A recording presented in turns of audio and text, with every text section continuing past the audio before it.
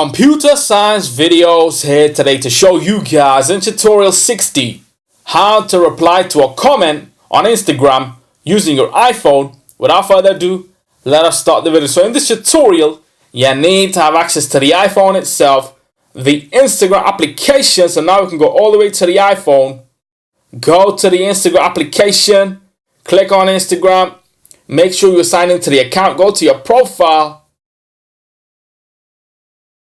and now go to the post that has the comment on.